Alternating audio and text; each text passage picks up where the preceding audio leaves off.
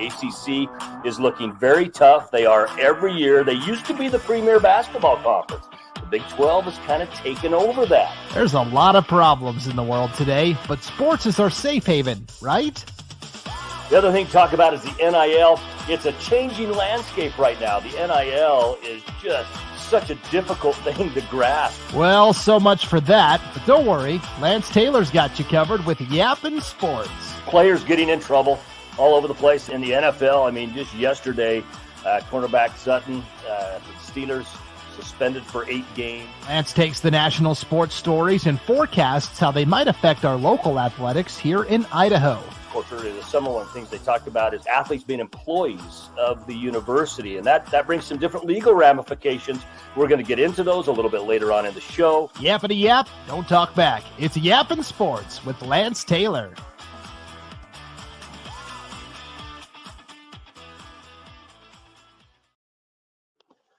Welcome in, folks. It's time for Yappin Sports. What a name, huh? We like that, Yappin Sports, where we can get together, we can yap. Of course, brought to you here on IdahoSports.com.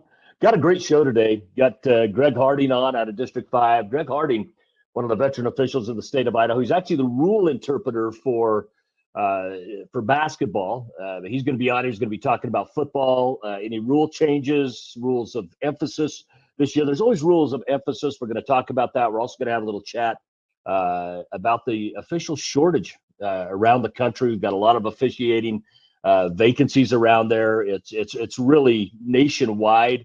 And of course, here on IdahoSports.com's Yappin Sports, we're going to talk about, national topics that affect our local sports here, whether it be college, whether it be high school. And of course, officiating does that because official rules are handled by the NFHS. So, those affect sports nationwide, including right here in Idaho. So let's get right into things today. We're going to bring on Greg Harding.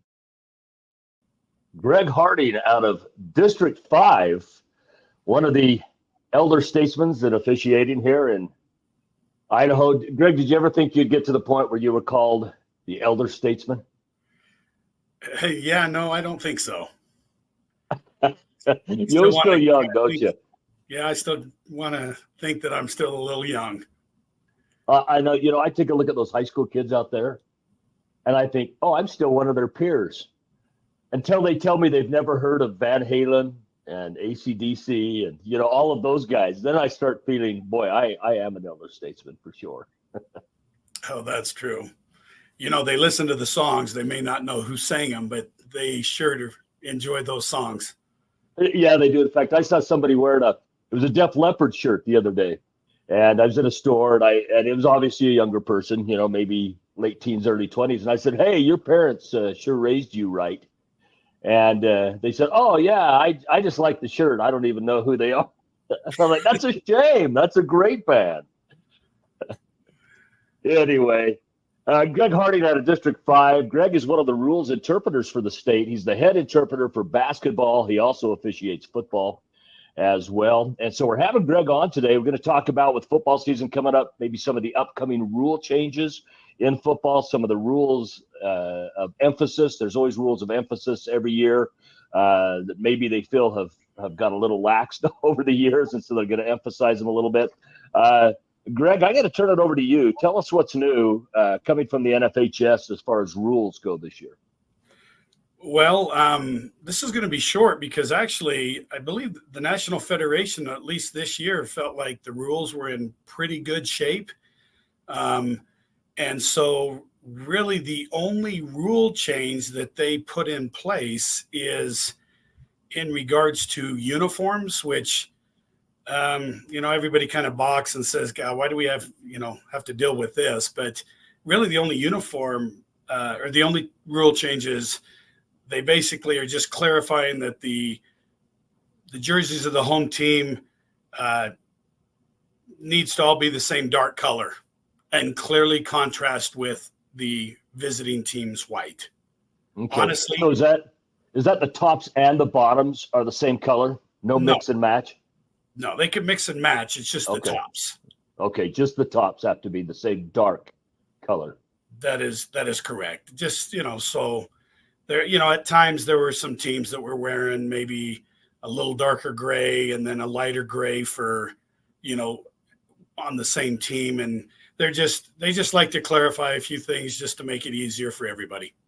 Sure. Well, I think what happens sometimes historically as well is, maybe the JV and the varsity uniforms are a little bit different, things like that. A JV kid gets moved up, to varsity for a game. He's wearing a slightly different uniform, things like that. Of course, we see it in basketball a little bit as well. When that happens, oftentimes the JV uniforms are the old varsity uniforms, and as they've changed them, you kind of see that. So how are you administering the rule if that happens this year? If somebody comes out with it, what's the approach to handle that?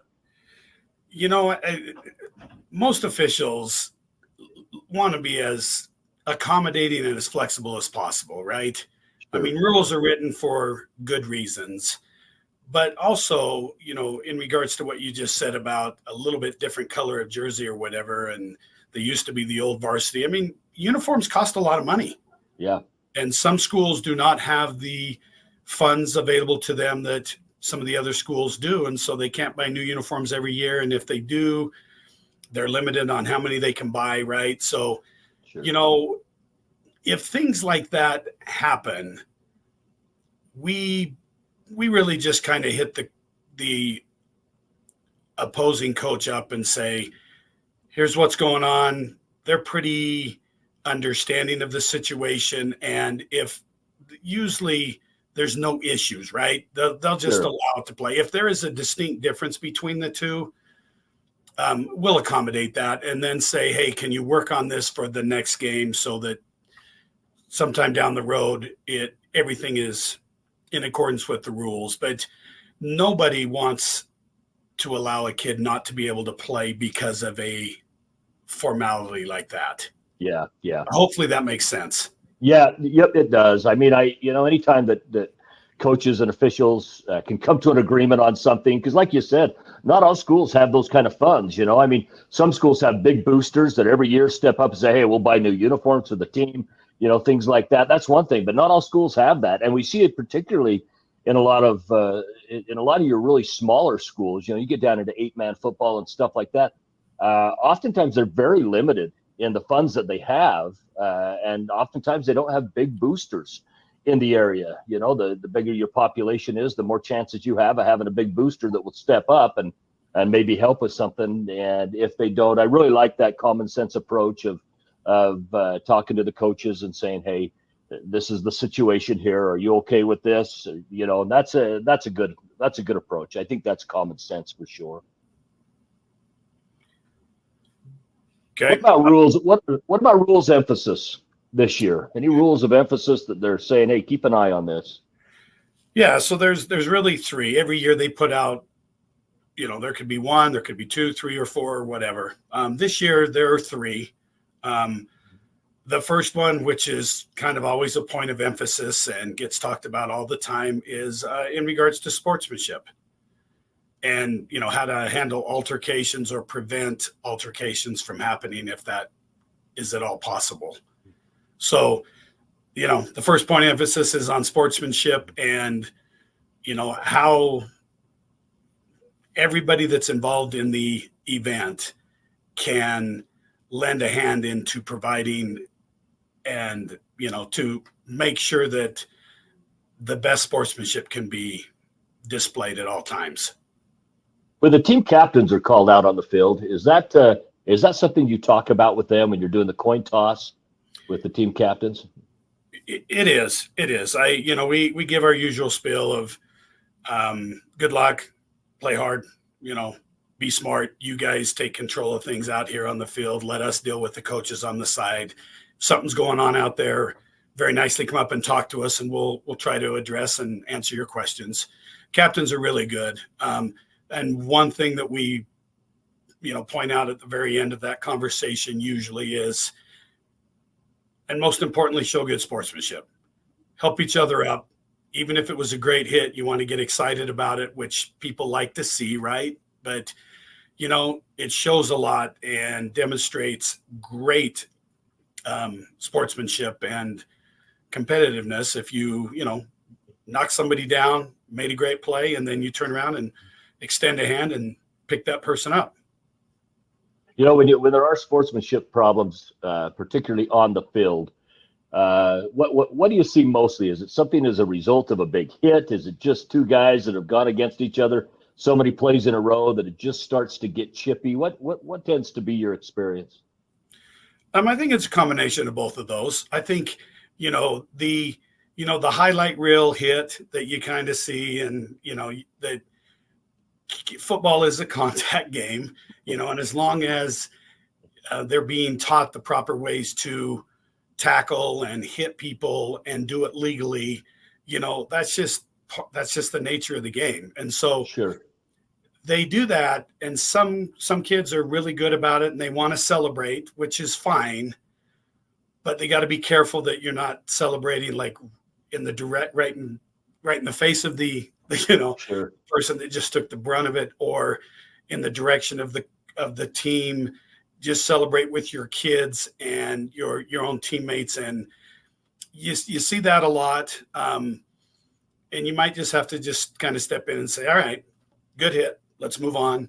And another play you just kind of got to watch for, and we got to be cognizant as referees, and that, like a lot of times it's like a receiver and a DB, right?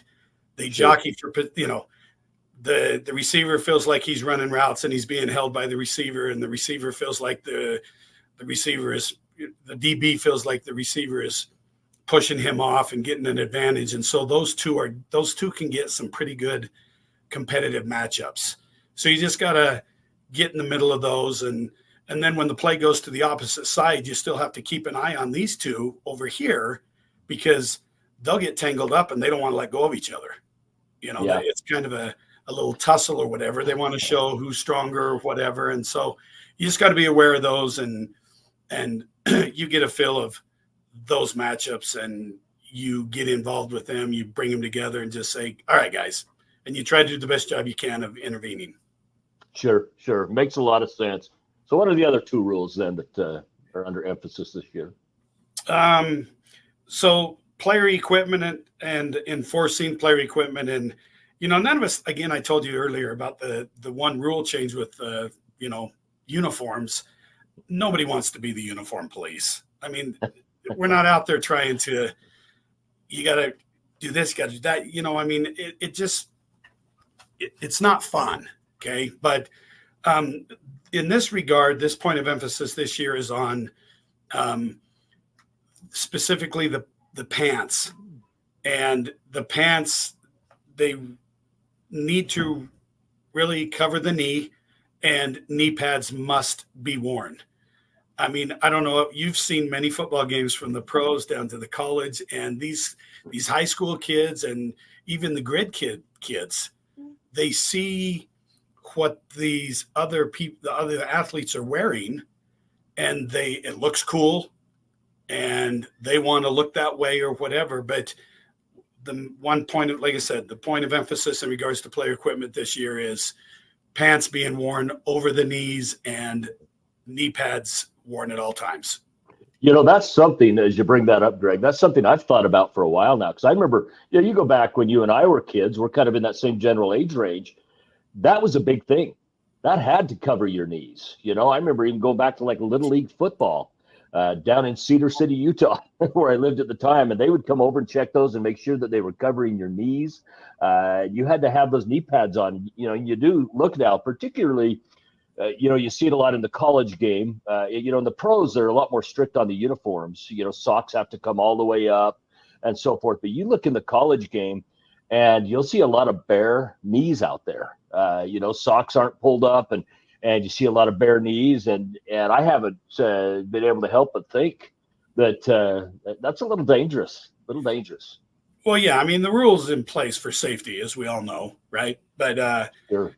And we hate, and there's times when kids are running or whatever, those pants, are a little restricted. So they might be a little tighter, and they might, while they're running a play or running a route or whatever, they might slip up above the knee. And that it's something that we as officials for the last 2 or 3 years, we hate to address.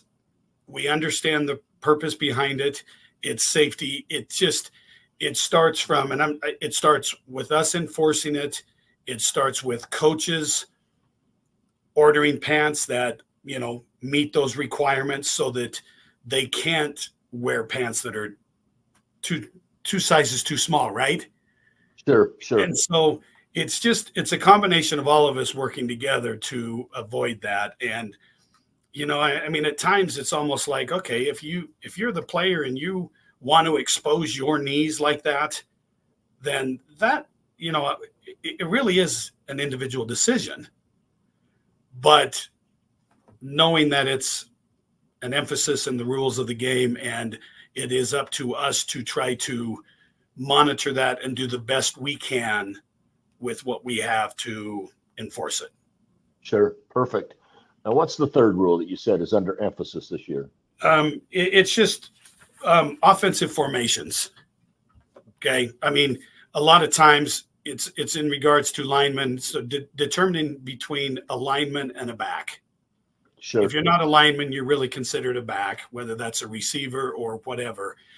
And, you see a lot of formations on TV and a few others where linemen are staggered or whatever, right? And somebody might be a yard off and somebody might be right on or whatever. And so they're just putting a point of emphasis on making sure that for us to determine if they're linemen, their head or foot basically, needs to break an imaginary plane through the waist of the snapper. So okay, perfect. That's a point of emphasis, because there's No, so that's many good. staggering. And as you look down the line, if a coach is looking down the line just like an official, okay, they're going, is this guy on? Is this guy off? I mean, what the? Sure. So they're just trying to make sure that coaches teach it the way it's written and officials enforce it so that there's no advantage for either team. Gotcha. In Idaho, we have the two divisions. We got 11-man football and 8-man football. Is that something you tend to run into in one of those more than another, or is it pretty much across the board between the two? I think it's pretty much across the board with the two. Yeah. They just, like I said, some, they're not going to be perfect, because if you're between lines up there, if I'm a lineman, it just, you're not going to be perfect sitting next to the guard and center. The guard and tackle don't have to be lined up perfectly, right? Sure. I mean, that's, going to be impossible a little bit unless you're just so tight that you can figure that out. But I don't think the different levels, I don't think it's different for either 8-man or 11-man. So it's basically one of those things. If you look, I mean, it's one thing if they're slightly off, but if you look and you're saying, I can't quite tell what this guy is. Is he in the backfield? Is he a lineman? That's kind of where you draw that line and say, hey guys, we got to tighten that up a little bit. Yeah, we do normally receivers who come out to the wings, they've been taught by their coaches to say, look to the official and say, am I on, am I off? Or just tell you as a receiver, you just say, hey, I'm on. And so if we don't think they're on, we will move them. But they're telling us we're not putting them on or off the line because we don't know the formation they're supposed to be in. Sure. Nor do we want to have the coach come back to us and say, well, we got penalized because you moved our guy, right? So we basically try to do the best we can. And there are times where I will, if a receiver doesn't look at me or something, I will just say, do you want on or off? And then I will adjust accordingly based on what they tell me. So that Gotcha. It's not me that ultimately would get blame if there was an illegal formation. So you're just looking and saying, basically, based upon what you told me, bud, you're legal. Yeah, I mean, I know where the line of scrimmage is going to be. I'm looking down the line, and I can do the best I can. If the field's marked pretty well, it's easier, right? Sure. Some of the grass fields aren't marked as well. And so you do your best judgment in lining them up. And if they want me to put them on the line, I will put them where I believe the line is going to be. Sure. Makes a lot of sense. Makes sense. Greg, you got another question for you. What's the most bizarre experience you have had in football? Now, come close to basketball season. I'm going to ask you this again for basketball. But what's the most bizarre thing that has ever happened as you've been officiating a football game? Oh, wow. Put me on the spot there. There's a lot of funky things that happen. There really are. Just when you think that everything is going smoothly or whatever, something weird will happen. I don't know if it's bizarre. I was involved in a semifinal, a 5A semifinal football game. I believe it was 2 years ago, and it went 3 overtimes. Oh yeah, you're talking Meridian, the Meridian. I'm talking Meridian Rigby. Meridian Rigby, yeah. And great game. And the bizarre thing about this was a few things. The first one, it is the only game that I ever remember in my 30-plus year career that there was never a punt. The punter for either team never stepped on the field. Each team either scored every time they had the possession of the ball, or they turned it over on downs, right? So it went into overtime, and it was a matchup of two great football teams at the time. And I think the first overtime, they both scored, and they both missed the extra point. So then we go to the second overtime.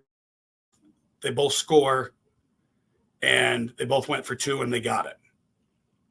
I think I'm remembering this correctly. And then the third one, okay,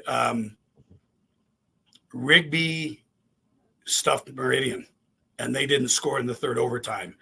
And it came down to 4th down and goal for Rigby. And the Rigby, I don't know if it was the quarterback or he handed it off or pitched it to the halfback, and he literally dove in from about the 2-yard line and barely crossed the goal line, and they win the game on 4th and goal in the dive. Yeah, and of course went on to win the state championship that year as well. They did. And I remember that night very well. I was on a different game for Idaho Sports that night, but we keep up on what's going on, with the other games. Of course, you had Blackfoot and Sandpoint had a big one that very same night up in Sandpoint, where they went into a couple different overtimes. I was on a game that didn't do that, but I remember keeping up on that and thinking, wow, what a night of football. In fact, I turned to who I was broadcasting with that night, and I said, I don't know, at least what I can remember, of there being a better night of high school playoff football than there was that night in the state of Idaho. Yeah, I lot of fun. It was a lot of fun. I don't know if that was as bizarre as you want. And I got another one for you, but I don't know if, you want me to. Let's hear it. So it's numerous years ago. I've got Declo at Malad, and there's seconds to go in the end of the first half. And Declo was ranked number 1, and they were rolling everybody, and Malad was only so-so. But Declo wasn't playing the best. Okay. And Malad was kind of hanging tough with them or whatever. And seconds to go, the end of the first half, Malad is going to try a field goal. And I happen to be the white hat. So I'm going to, we make mistakes as officials. Okay. I'm going to preface it with this. Really? And they hike it, snap, kicks away. Kick's not very good. I don't know if it's a 35 or 40-yard field goal, but it doesn't cross the plane of the goal line. Well, I have a brain cramp for a minute, and I blow my whistle. Well, in reality, the ball is still live, okay, because it has not crossed the plane of the goal line, and they've missed the field goal. Well, once the whistle's blown, it's nothing you can do about it now. So I basically had an inadvertent whistle, and in fact, I've joked with the Declo coach about this in the past, and we have a chuckle about this. Well, anyway, I go over to the Declo coach because the offense gets options here. Mm-hmm. Okay. They can take the results of the play, or they can replay the down. Like, granted, time went out. So really the first half has ended, but it hasn't because of, we can't end it that way. So I went over to the Declo coach and I just said, okay, I think you know what just happened here. I said, it is my bad. I said, I'm going to give you a minute to tell me and say anything you want to me. I said, I deserve it. I said, after that minute's over, we're not going to discuss this anymore. Then I got to walk over to the opposing coach, and I'm asking him what he would like to do. So sure enough, he he talked to me about it, blah, blah, blah, blah, blah. And then I walk over to the Malad coach and he goes, well, we're going to try again. Well, they don't kick it. They're going to go for it now. And I'll be darned if they did not throw about a 35-yard touchdown pass into the corner of the end zone and score and kick the extra point. Well, if the Declo coach wasn't already fired up because of my inadvertent whistle, and on top of that, now they've just scored 7 points. Well, honestly, it was the best thing that ever happened to them and I actually talked to the Declo coach between the third and fourth quarter because Declo came out and just pummeled them. Yeah, I think I remember that. Those were the days when Keegan Duncan was playing for Declo at the time and was running over everybody. Yeah. Anyway, he just said, it was the best thing because it lit a fire under there, him and the players, and they came out, and bygones are bygones, and we joke about it now. But that's pretty bizarre because that's quite a twist of events. Yeah, it is. It is for sure. Hey, one other thing I want to talk about, and thanks for sharing those stories with us, Greg. The officiating nationwide right now is getting to a point where there's a shortage in a lot of different areas. Idaho's gone through it. We've seen it particularly in basketball where there's so many games that have to be played. Let's quickly touch on that. In your opinion, what are some of the causes, and what's a possible remedy to change direction?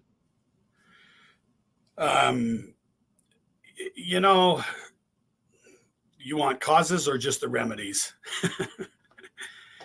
I think for the most part, you and I chatted for a little bit yesterday. The causes, obviously, fans and coaches are really hard on officials. The older group of officials, the elder statesmen, they're used to it. Sometimes they even thrive on it. It's not that big a deal. But I think it's that replenishing group that I've seen that's hard. You're getting a lot of people now that come in and they spend that first year and it's like, man, this isn't worth it.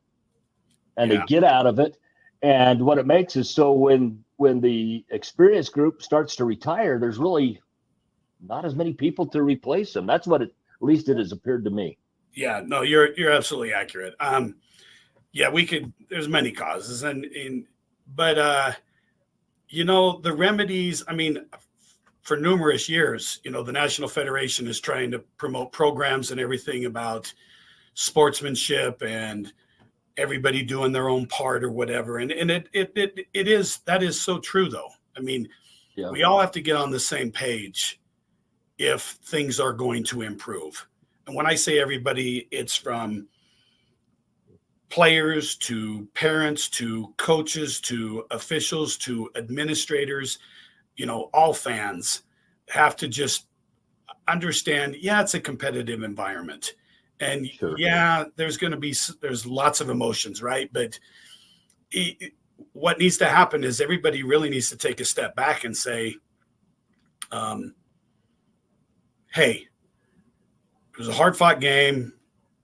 Players were doing their best. Coaches did their best. Officials did their best. That's just the way it goes. That's easier said than done, okay? But, buying off on these programs and participating in these and, the sharing of like videos and things like that help tremendously. It's just the most important thing that I honestly think that can happen for officials is for coaches and parents and administrators who know that there's new people coming on board and we have that shortage of officials and we need to retain officials to, basically after the games, just thank them. Honestly, just say, we know you're giving us your time, your energy, doing the best you can. You don't have to say great job or bad job or anything. You don't have to praise them. Just say, we appreciate the time and effort you put forth. Yeah, I think you hit it right there, Greg. How often does an official walk off the field or the court and people saying, hey, we appreciate what you've done? You just don't see it that much. And I think that's huge. If people would do that, I'm not saying it's never happened. I've officiated. Right. I'm not saying that never happens. We've had people thank us, usually the team that won. But I think just the general philosophy of, be grateful for it. I think what happens a lot of times too is you get a lot of people that have stopped having fun at games. And when they stop having fun, it's easy to complain at everything. Now I'm one of those, and I understand it's not just a game. You know, when a coach has the way they make a living on a line, when an official has a way that they help supplement their income on a line, when kids have a potential college scholarship on the line, I realize it's more than just a game. But for fans, it really is still a game, and they need to enjoy it. They need to have fun at the game, and they need to really celebrate the effort that's being put forth on the field by not only players but also officials. Yeah, I agree. Like I said, words go a long way, and actions. Well, as you can say, actions speak louder than words, right? So, Yeah. It's something in the works. I think things are getting a little bit better, and then you hear something that's really, something bad that really happened or whatever, and you just got to take the good, remember the good, and understand that the bad are few and far between. Yeah. And if people approach that, and it's a change in thinking, like you said, philosophy, and it's just making a conscious effort to enjoy the game and understand the importance of what athletics do for kids. Yeah. Well, and I think as we move forward, we'll have many more conversations about this as well. Folks, Greg Harding out of District 5, one of the great officials. He does it all. I don't know if he's officiating ping pong right now or any of those, but for the most part, if it can be officiated, Greg has been a part of it over many of these years. But anyway, we appreciate you coming on, Greg. As basketball season approaches, I'll probably reach out to you again, and we'll talk about any potential rule changes, rules of emphasis, and things like that. Again, we sure appreciate your time. You're welcome. Thank you very much. Have a good one. All right, take care. Folks, that's it for Yappin Sports today. Don't forget, anywhere that you can subscribe, you can watch us, listen to us on Facebook. Of course, X, formerly known as Twitter, our YouTube channel. Go on there, IdahoSports.com, and you can listen to this. Just one other thing I want to remind you of. Yappin Sports is not only a podcast, it is also a company. It's a business. It's a 501c3. And we've got a lot of fun things. You can go to a previous episode to find out more about that as well. But one of the things we do, we gather up sports apparel and clothing, not just sports, but any clothing and so forth. I've teamed up with another 501c3 that does optometry work in third world countries around the world. In fact, I'll be going down the end of September to Guatemala. I want to be able to take a bunch of clothes down there and help clothe these underprivileged places as well. So don't forget, IdahoSports.com's Yappin Sports is also a 501c3. That's it, folks. We'll see.